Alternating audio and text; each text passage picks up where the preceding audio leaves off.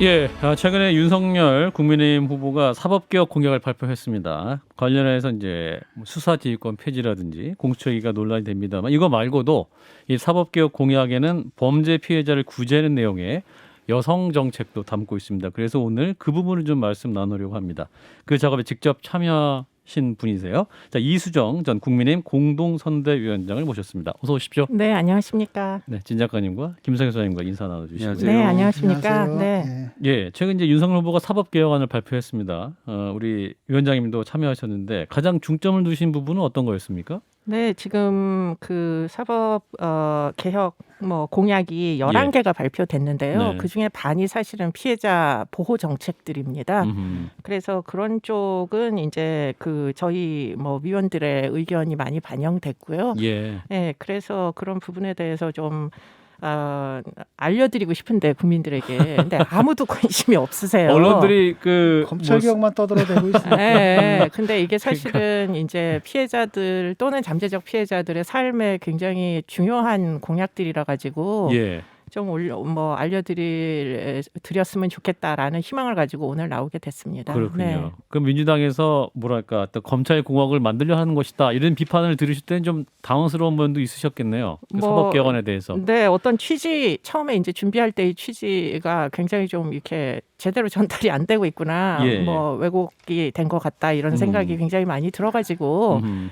원론적인 그 공약들이 그 중에 꽤 있었던 걸로 알고 있는데 저는 이제 법률가가 아니다 보니까 예. 그 부분은 사실은 깊게 개입한 것은 아니고요. 예. 그런데 이제 원론적인 것들이 이제 회복이 되는 과정 중에 굉장히 많은 오해를 불러일으켜가지고 막상 이제 피해자 보호 정책은 지금 어느 언론사에서도 관심이 없어가지고. 네, 그래서 제가 모셨습니다. 네, 네, 그렇습니다. 네. 자, 1호 공약이 이제 통합가정법원 개편안이네요. 네, 네, 네, 그렇습니다. 그러니까 지금은 가정법원이랑 일반 법원이 별도로 돼 있는데 그걸 합해야 된다는 말씀인가요? 그러면? 네, 이거는 영미법 국가에서 대부분 이런 방식으로 최근에 다 바뀌어 가는데요. 이유가 뭐냐면 가정법원은 보호 처분밖에 내릴 수가 없어요. 그러니까 아동 학대가 오래 묵어도 가정 폭력이 오래 묵어도 아동 학대나 가정 폭력으로 신고가 되면 대부분 가정법원으로 갑니다. 그러면 보호 처분밖에 내릴 수가 없어가지고 예. 가해자들이 모두 가정으로 즉시 돌아가게 돼 있는 거예요. 그러면 재차 상습 폭력으로 이어지기 때문에 이제 80년대부터 이제 외국의 경우에도 형사처벌을 함께 할 수 있는 통합법원. 그래야 징역을 보내든지.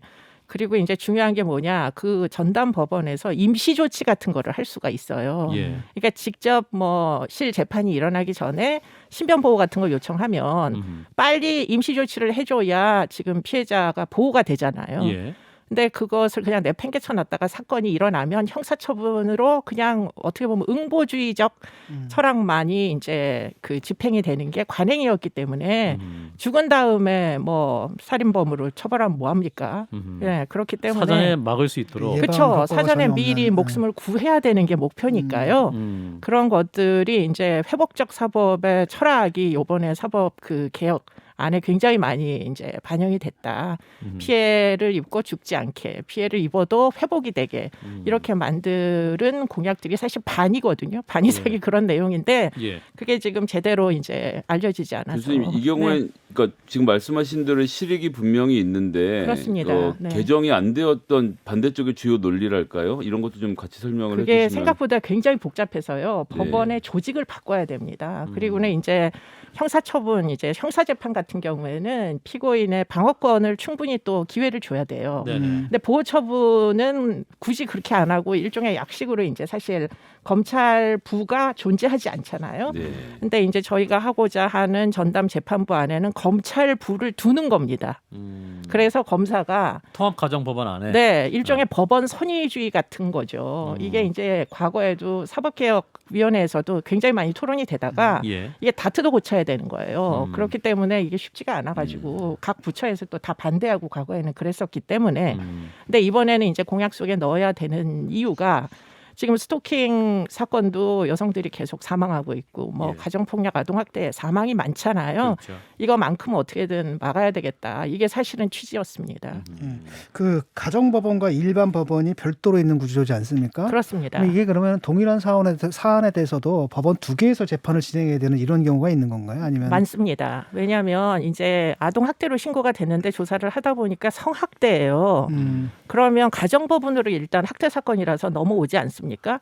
그럼 뒤늦게 이제 친족 성폭력이라는 걸 알게 되는 경우들이 있어요. 왜냐하면 피해자에 따라서는 자신이 어떤 피해를 당했는지 애당초부터 얘기를 경찰에서 잘 못하거든요. 못하는 경우도 있죠. 그래서 예, 뒤늦게 발견을 하면 그 사건을 이제 친족 성폭력으로다가 형사법원으로 보내야 되는 거예요. 시간도 오래 걸리고. 그러면은 이제 뭐 3개월 빠르면 3개월 막 이렇게 걸리니까 결국은 피해자 가해자 같은 가정에 그대로 있잖아요. 3개월 동안. 그런 와중에 뭐 아동이 학대 치사가 되거나 뭐 여성들이 이제 연인이 뭐 학대 치사가 되거나 동거녀들이 뭐 이런 일들은 수도 없이 많이 그 발생하죠. 통합 가정법원이 만들어지면 이제 이런 문제는 뭐 해소가 되겠네요. 그렇습니다. 네. 아동학대, 연인폭력, 가정폭력이 한꺼번에 해결할 수 있는 그런 법원이 된다라는 건데 최근에도 이제 안타까운 사건이 있었죠. 네, 네, 신변보호를 받던 여성이 네. 접근 금지 명령을 받은 전 남자친구가 휘두른 흉기로 이제 사망한 것인데 당시도 보면 이제 피해자가 스마트워치로 경찰에 신고를 했는데 네. 범죄 못 막은 거 아니에요? 그렇습니다. 그게 뭐 구속영장을 청구했는데 빨리 처리가 안 돼가지고 시간을 끌다가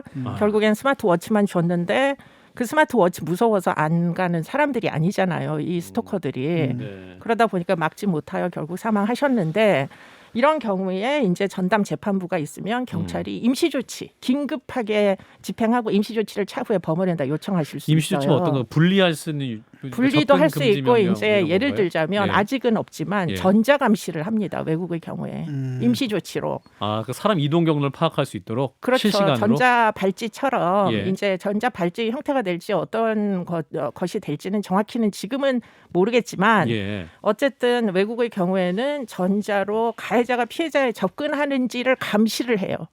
그래서 알람이 뜨게 해줘요. 피해자 당사자에게. 서로 같이 접근을 하게 접근을 되면 하면 일정 GPS로 거리가 얼마든지 가능하잖아요. 기술적으로는. 그렇겠죠. 그러면 이제 피해자가 그 접근해 오는 걸 알고 도주하면 되는 거니까 정보를 이제 전달하게.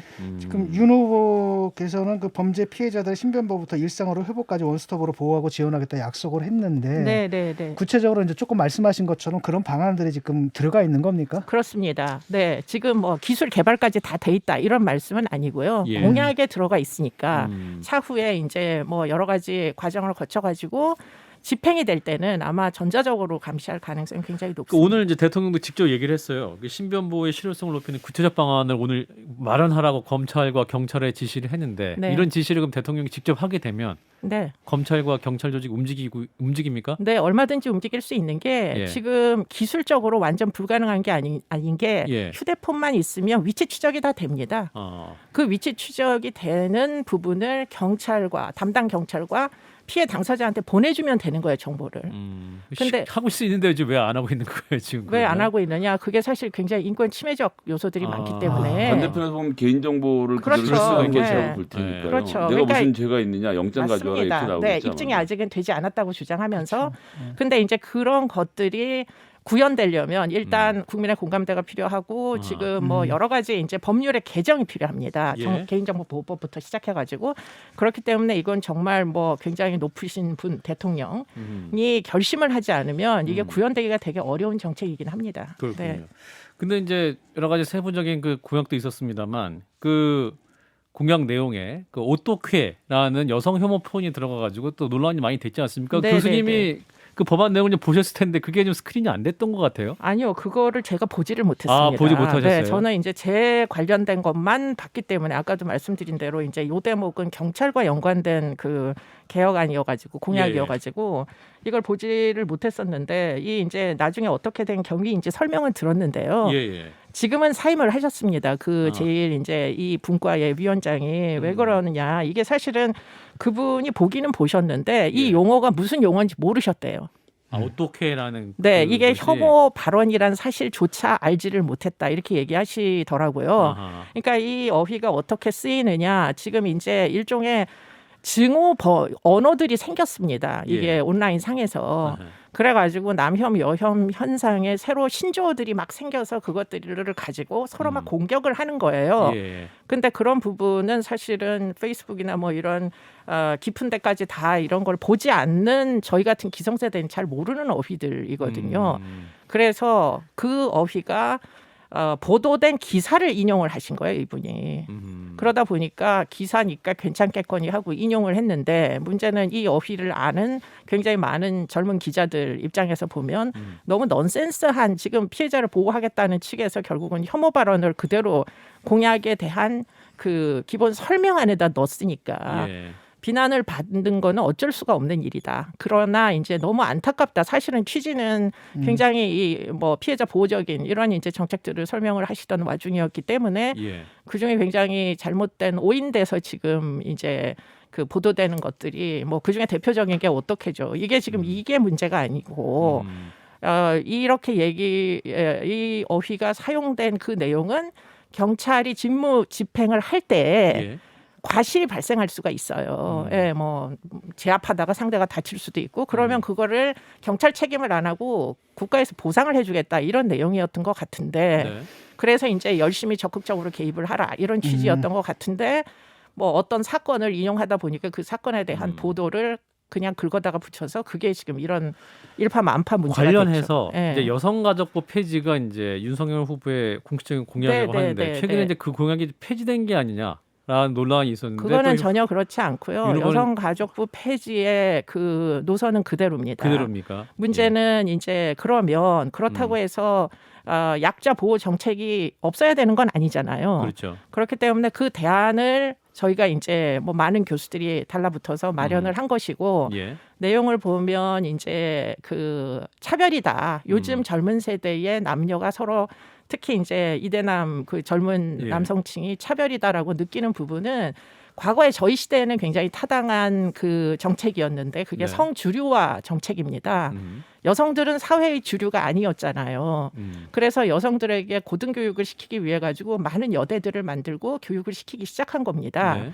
그런데 이제 그게 그대로 유지되다 보니까 똑같은 성적으로 남성들은 지방 인서울을 못하게 되는 거고요. 네. 여성들은 이제 여대의 혜택을 여전히 보고 있다. 뭐 이런 게 이제 차별이라고 이 세대들은 문제 제기를 하는 겁니다. 근데 예. 그런 것들을 이제 성주류화 정책이라고 하는데 그거는 이제는 굳이 필요가 없는 부분이 상당히 있어요. 교수님께서도 그러면 그런 것은 보완을 통해서 얼마든지 극복될 수 있고 여가부 폐지에 그렇습니다. 대해서는 공감을 하신다는 네, 그런 입장이 여가부는 되신 거죠? 폐지돼도 여성 정책은 살아남아야 되는 거죠. 그렇기 때문에 지금 대안으로 제시하는 게 크게 문제가 두 가지가 있더라고요. 하나는 그 유리 천정 문제. 네. 근로 환경에서 여성들이 뭐 고위직에 올라가는 건 여전히 어렵기 때문에 예.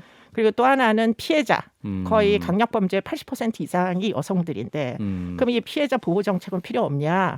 그래서 그것을 집행하기 위해서 법무부에다가 피해자 보호국을 설치할 겁니다. 이제 그런 정책적인 부분에서 이제 보완될 수도 있을 것 같은데 네. 최근에 근데 이제 그 일본군 위안부 피해자셨죠. 인권운동가이신 이용수 할머니께서 네, 이용수 할머니. 네. 여가부 없었으면 우린 죽었다 이렇게 말씀을 그 하시면서 말씀은 틀린 말씀이 아니에요. 예. 왜냐하면 다른 부처에선 관심이 없었기 때문에. 그래서 이제 이준석 대표한테 그 네. 폐지를 하지 공약 철회를 간곡히 요청하셨는데 네. 후보의 생각이다 이렇게 답변하면서 좀 거절됐지 않습니까? 근데 이제 그 사례를 예. 제가 막 열심히 저희들이 이제 고민을 막 해봤어요. 예. 근데 저희 현재의 공약 중에 피해자 보호국이 설치되면 예. 여가부의 권익 기획과에서 하던 일을 전부 피해자 보호국에서 할 수 있어요. 범죄 피해 보호국을 네, 만든다고 했죠. 피해자 보호국이 될 것이고요. 예. 법무부에 국으로 설치가 될 겁니다. 어. 만약에 그렇게 되면 원스톱으로 피해자 지원도 가능하고 더 좋게 되는 게 그런 이제 어떻게 보면 이용수 할머니도 성폭력 피해 여성이시잖아요. 그분에게 직접 지원금이 훨씬 더 많이 지급될 겁니다. 지금은 여가부가 하는 형태는 대부분 간접 지원이에요. 여성 단체에 예산을 내려보내고 그 여성 단체에서 이 할머니들을 지원을 하는 거다 보니까. 근데 이제 위안부 피해 문제 같은 경우에 그 범죄 피해 보호국으로 같이 소관된다는 말씀인가요? 그럼 이제 현재 범죄 피해랑 같이 가는 게 좀 뭐랄까 좀 잘 안 맞지 않느냐 이런 반론이 그러니까 있을 그런 것 부분은 같은데. 앞으로 이제 그 운이 좋아서 이제 인수위가 오면 세세하게 이제 잘라서 과 형태로 이제 바꿔야 되고요. 그리고는 이제 아마도 법무부에도 국제범죄과 같은 게 있기 때문에 예. 그렇게 해서 업무 협력을 해서 지금 이제 그 위안부 문제는 단순히 법무부의 피해자 지원만으로 되는 게 아니에요. 예. 이게 외교부에도 관련 업무가 있어야 되고 그렇기 네. 때문에 그런 것들은 조율을 하게 될 겁니다. 근데 이게 작가님? 그 네. 제가 볼 때는 네. 그러니까 그 여성가족부에서 해야 할 그 여러 가지 일 중에서 몇 가지만 지금 돼 있는 것 같거든요. 네, 맞습니다. 그런데 굉장히 네. 복잡한 문제라는 거예요. 왜냐하면 네, 이게 네, 성평등이다라는 게 네. 아까 유리천장만 말씀하셨지만 예를 들어서 대개 이제 임금 격차가 벌어지는 게 여성들은 네. 문과고 저쪽은 네, 이과고 네. 이럴 때 보통 이제 우리 사회를 갖다 그 지배하고 있는 차별의 구조 속에서 여성들이 네, 네, 애초에 네. 그 문과만 선택할 수밖에 없는 구조 네, 네. 이런 거를 극복하고 이런 문제들이 있고 네. 사실 이걸 극복해서 성평등을 이루어야지 그 경제 성장률도 올라가는 거 맞습니다. 아니겠습니까? 네. 이런 복합적인 것을 할 수 있는 부서가 없어요 지금. 네. 그래서 그 부분은 양성평등위원회를 아마도 두게 될 개연성이 굉장히 높고요. 그리고 부서를 하나 지금 신설하는 안은 올라가서 다 그 동의를 받았습니다. 그래서 부처는 뭘 신설을 하는 건가요? 그럼? 예. 양성평등위원회 양성평등위원회는 아마 대통령 직속으로 두시려고 하는 네, 걸 치실 것 같고. 여성가족부가 하던 일 중에 중요한 게 뭐냐면 아동 정책 가족 업무에 대한 예. 그 관리를 어디선가 해야 돼요. 그렇기 때문에 새로 신설되는 부서에서는 지금 권익기획과에서 하던 그 폭력 예방 관련된 거는 빼고 나머지 업무 중에서 성주류와 그 관련된 업무를 현저히 축소하고 그리고는 지금 아동 이제 청소년 가족 업무는 신설 부서에서 아마 맡게 될 그러니까 것으로 제가 말씀드린 보입니다. 것은 여성 문제거든요. 네, 이게 네, 뭐냐면 네, 네. 한국의 그 한국 경제의 성장력, 그다음 네, 성장 네, 잠재력을 확보해야 할 네. 이런 문제라는 겁니다. 네. 그다음에 이제 성비가 이게 맞아야지. 네. 성비가 맞아야지 이게 효율이 올라가거든요. 왜냐하면 맞아요. 서로 다른 맞습니다. 관점에서 보고 네, 이런 장기적인 관점에서 이것을 할 수 있는 포괄적인 계획을 세우는 네. 이런 부서가 있어야 되는데 네. 이건 저기 주고 여긴 저기 주고 뭐 지금 쪼가리 현재로서는 예. 굉장히 이렇게 좀 찢어져 있는 게 맞습니다. 네. 그래서 그렇기 지금 때문에 예. 그런 불만들을 갖다 그냥 바로 그냥 포퓰리스트적으로 받아 안아가지고 하다 보니까 네, 맞습니다. 이런 장기적인 계획 자체가 아예 들어가지 않고 네. 단지 그 비난을 갖다 모면하기 위해서 이것도 여기서 할 거고요, 저것도 여기서 이렇게 보이거든요. 저는. 네. 윤석열 후보가 네. 기본적으로 그 문제에 대해서 인터뷰를 통해서 더 이상 구조적인 성차별은 없고 차별은 개인적인 문제다라고 이미 성격 규정을 하신 상태이고 이것이 국민의힘의 방침인 것 아닌가요? 지금 이제 진 작가님 말씀하신 부분은 네. 그러니까 구조적인 없다. 성차별이 없다는 말을 딱 들으면 뜨악하거든요. 이분이 지금 외계에서 살다 오셨나 이런 느낌이거든요. 근데 뭐 지금 아마 윤 후보님 입장에서 한번 생각을 해보면 네. 아마도 지금 이제 남존 여비의 철학은 상당히 사라졌잖아요. 그런 취지로 이해를 아마 했던 것 같다. 그러니까 이분이 무슨 페미니즘에 대한 충분한 이해도가 있거나 이런 분이 애당초에 아니세요. 그러다 보니까 본인의 입장에서 이제 구조적 성차별은 없다라고 얘기를 하셨는데 네. 사실 그분 입장에서 보면 여성 검사를 따로 뽑거나 하지 않잖아요. 네. 그렇기 때문에 이제 그분의 개인적인 경험상에서 보면 구조적인 어떤 애당초에 무슨 어떤 유리천장에 있어서 거기에 끼어들 수 없는 원천적인 차별은 사실은 우리 사회에 이제는 없어졌죠. 그런데 문제는 이제 여러 가지로 이해도가 아직은 충분하지 않으세요. 그렇기 때문에 그런 부분은 지금 진 교수님 얘기하신 그런 부분을 충분히 설득을 앞으로 해나갈 예정입니다. 네, 구조적 성차별이라는 건 전 세계적으로 다 존재하고 네. 모든 나라에서 그걸 없애기 위해서 OECD 같은 국가에서도 맞습니다. 목표를 설정하고 이러는데 네. 대한민국에서만 아무도 이루지 못한 그 목표를 이미 이룬 상태다. 근데 이제 선거가 이런- 3주밖에 안 남아서 네, 부처를 어떻게 만드시는지 정도는 알고 투표를 유권자들이 하고 싶어 할 것 같은데. 네. 근데 이제 예. 구조적 성차별이라는 것도 제가 생각할 때는 지금 진 교수님이나 저의 제너레이션에서 생각하던 구조적 성차별하고 세대에서 생각하는 지금 것과 2030이 생각하는 구조적 성차별하고는 약간 차이가 있는 것 같아요. 음. 저도 이제 옛날에 뭐 그 동료들과 함께 생각을 하던 시절에는 이거를 일종의 계급주의, 막시즘 저항으로 이 가부장주의를 페미니즘에서는 많이 설정을 했습니다. 네. 일종의 이제 어떤 계급 차이, 계급 극복해야 되는 어떤 계급 차이가 격차가 존재한다. 이렇게 이제 인식을 하면서 타파의 대상으로 사실은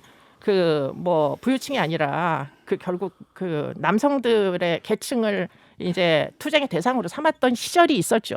근데 문제는 사실은 그와 같은 페미니즘도 사실은 포스트 모더니즘이라고 굉장히 많이 쪼개지기 시작했잖아요. 그렇기 때문에 물론 뭐 없어졌다 이런 얘기를 동의하는 건 아니지만 그 뭐 어떻게 보면은 계도적인 대상으로 한국 사회를 삼아야 된다라는 목소리 자체보다는 저는 좀 더 세세하고 뭐 어떻게 보면은 그런데 이제 민주당에서는 네. 또 네네네. 그렇던 이제 윤석열 후보의 사회 구조나 여성 문제 네네네. 인식 자체가 좀 낮기 때문에 응. 그 낮은 인식 자체가 대통령이 되어서는 안 되는 이유다 이렇게 비판을 하고 있거든요. 어떻게 근데 답하시겠습니까? 그 대통령이 모든 일을 다 잘할 수 있다고는 저는 그런 기대는 애당초에 안 합니다.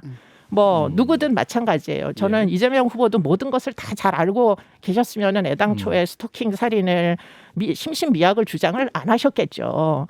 그러니까 그런 문제는 결국은 이제 이해를 시켜가야 되는 과정. 예컨대 스태프의 그 여러 뭐 내각이 중요하고 내각은 각자의 역할을 전문적으로 하는 그런 내각으로 구성돼야 되고 예. 그렇기 때문에 아마도 양성평등 목표제를 달성하기 위해서는 결국은 누가 책임을 맡느냐 이게 저는 훨씬 더 중요하고 TV 토론 중에 나왔던 네네. 윤석열 후보의 김지은 씨에 대한 사과는 충분했다고 보십니까? 그건 전 충분했다고 보지 않고요. 왜냐하면 사과는 원래 당사자가 해야 되는 겁니다. 그렇기 때문에 저는 여전히 김건희 씨가 김지은 씨에 대하여서는 진심 어린 사과가 차후에 활동을 하게 되면 꼭 필요하다 이런 생각을 갖고 있습니다. 예, 그렇군요.